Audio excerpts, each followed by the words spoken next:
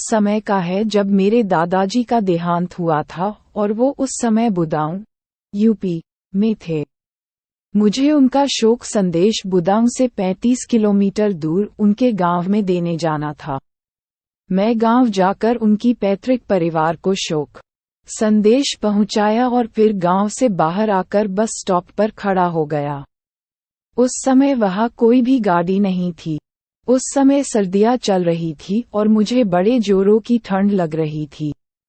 मैंने थोड़ी दूर पर एक चाय स्टॉल वाले को देखा और उसके पास गया और उनसे गाड़ी के बारे में पूछा। उसने बताया कि अभी तो कोई बस नहीं मिलेगी, लेकिन इस रेलवे ट्रैक पर 1 किलोमीटर की दूरी पर रेलवे स्टेशन है और रात 9 बजे आखिरी ट्रेन जाती है।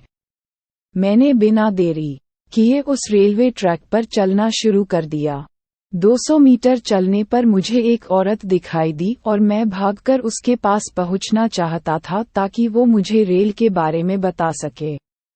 मैं जैसे ही उसके पास गया और उससे स्टेशन के बारे में पूछना चाहा तो बोली, मुझे कुछ नहीं पता और यहाँ से भाग जाओ। मैं उसके पीछे पीछे चलता गया और थोड़ी देर बाद देखा तो उसकी चाल मुझे अजीब लग रही थी। मैं अपने मोबाइल का टॉर्च जलाकर उस औरत को देखना चाहता कि ये औरत इतनी रात को इस रेलवे ट्रैक पर क्या कर रही है। जैसे ही मैंने टॉर्च जलाया वो औरत बोली, टॉर्च बंद कर दे वरना तेरी सांसें बंद कर दूंगी। मैं उसकी आवाज सुनकर डर गया और वापस उस स्टॉल वाले की तरफ चलने लगा।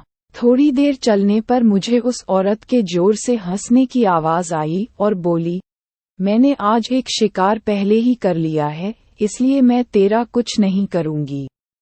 ये कहते ही वो जोर से मेरी तरफ आई और जब तक मैं कुछ कर पाता तब तक उसने मेरे हाथ को जोर से पकड़ा और मैं बेहोश हो गया।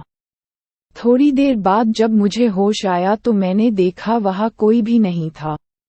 मैं जोर से रेलवे स्टेशन की तरफ भागा और वहां सीधे स्टेशन मास्टर के कमरे में चला गया और उनको सब बताया तो उन्होंने मुझे चाय पिलाई और कहा कि जिससे तुम मिलकर आए वो एक डायन थी, आज तुम बच गए। ये आज से कई साल पहले इस ट्रैक के नीचे कटकर मर गई थी और उसकी आत्मा आज भी इस ट्रैक पर भटकती है।